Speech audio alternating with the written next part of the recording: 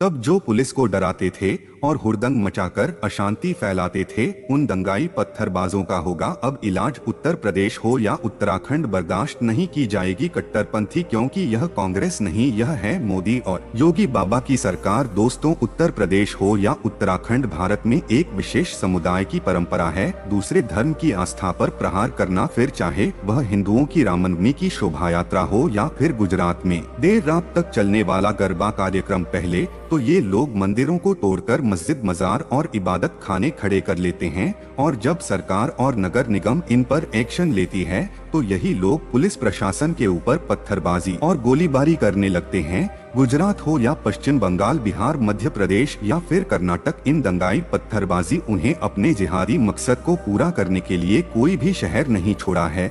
लेकिन अब नहीं, क्योंकि अब बुलडोजर बाबा की सरकार उत्तर प्रदेश के साथ साथ भारत के हर एक राज्य में इन आतंकियों को मुंहतोड़ जवाब देने के लिए तैयार है। लेकिन ऐसा क्या करने वाली है योगी सरकार, और पिछले सालों में हुई पत्थरबाजी का जवाब इन जिहादियों को किस तरीके से दिया गया है?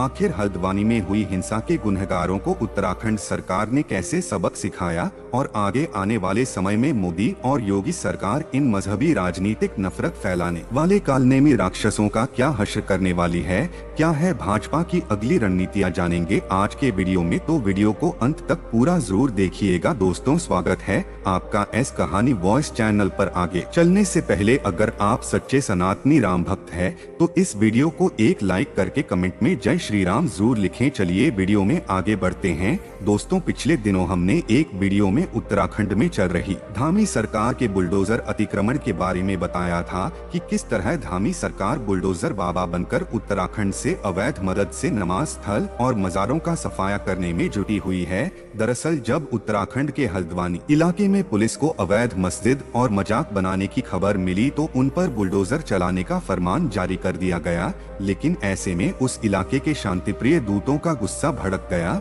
और आगजनी, पत्थरबाजी और पुलिस वालों और नगर निगम के लोगों को जिंदा जलाने तक की नौबत आ गई। जरा इन तस्वीरों और वीडियोज को देखिए। यह माहौल सीरिया और इराक की याद दिला रहा है, जो दिल दहला देने वाला है। सुनकर आपके रोंगटे खड़े हो जाएंगे कि हल्द्वानी हादसे में कई लोगों को जिंदा जला दिया गया था, जिनमें पुलिसकर्मी सहित नगर निगम के अधिकारी भी मौजूद थे। इसके अलावा उनके ऊपर थरबाजी, गोलीबाजी और आगजनी से हमला भी किया गया था। हल्द्वानी में हुए उपद्रव के दौरान पुलिस वालों और नगर निगम के अधिकारियों ने बताया कि किस तरह से उपद्रवियों ने उनके कैमरे को छीने, हेलमेट उतारकर उन पर पत्थरबाजी करने लगे। छोटे से छोटे बच्चों के हाथों में पत्थर थे और जगह जगह आगे और आग भड़काई जा रही थी। इन लोगों का कहना है कि अगर पुलिस उनके इलाके में आएगी तो पत्थर खाएगी। लेकिन अब इनकी खोखली बुद्धि में यह बात समझानी जरूरी है कि मोदी सरकार के राज में इन्हें अपनी विरासत को छोड़ना पड़ेगा, क्योंकि इनके भारी विरोध के बावजूद नगर निगम ने अतिक्रमण नहीं रोका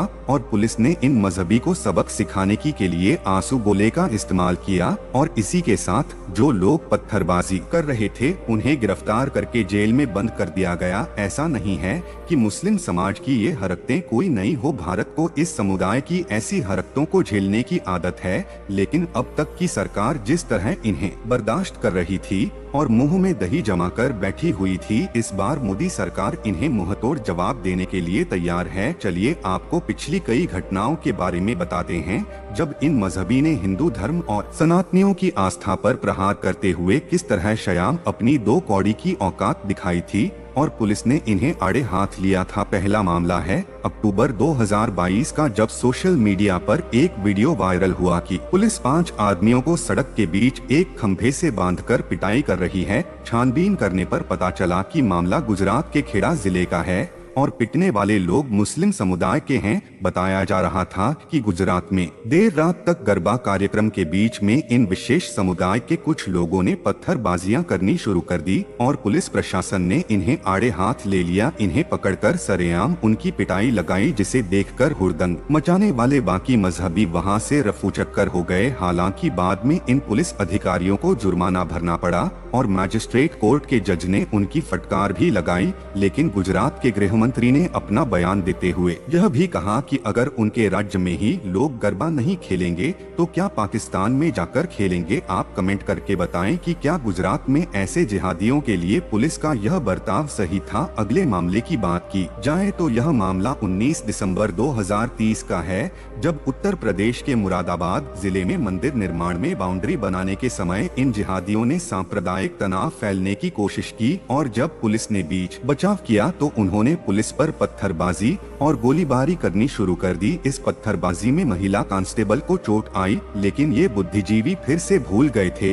कि यह कांग्रेस नहीं मोदी सरकार है, तो पुलिस ने बुलडोजर बाबा का तरीका अपनाया और इन उपद्रवियों पर हमला बोल दिया। इसके बाद 34 आरोपियों को पकड़कर उन पर FIR दर्ज कर दी गई। ऐसे ही अगला मामला 4 अक्टूबर 2021 का है, जब छत्तीसगढ़ के कवर्धा में एक वीडियो सामने आया जिसमें दिखाई दे रहा था कि मुसलमानों की भीड़ ने हिंदुओं के भगवा झंडे को उखाड़कर फेंक दिया। इस घटना के बाद हिंदू मुसलमानों में झड़प हो गई और इन देहातियों ने अपना वही पुराना हथकंडा अपनाकर पत्थरबाजी करने शुरू कर दी, जिसके बाद पुलिस ने बल प्रयोग करके उनकी जमकर पिटाई की और जो लोग तनाव फैलाने की कोशिश कर रहे थे उन्हें हिरासत में ले लिया गया। आपको 2 अगस्त 2023 में हम हिस्सा तो याद ही होगी। पिछले साल सावन महीने के चौथे सोमवार को दोपहर 1 बजे मेवात के नलहर शिव मंदिर से महादेव की यात्रा के दौरान मुस्लिमों ने कैसे कारों और बसों के बीच में पथराव किया था और कुछ ही पलों में दंगे ने तूल पकड़ लिया था। तब भी पत्थरबाजी, बंदूकबाजी और आगजनी जैसी हिंसा पूरे मेवात को जलाने लगी थी। उस समय बीजेपी सांसद हरनाथ सिंह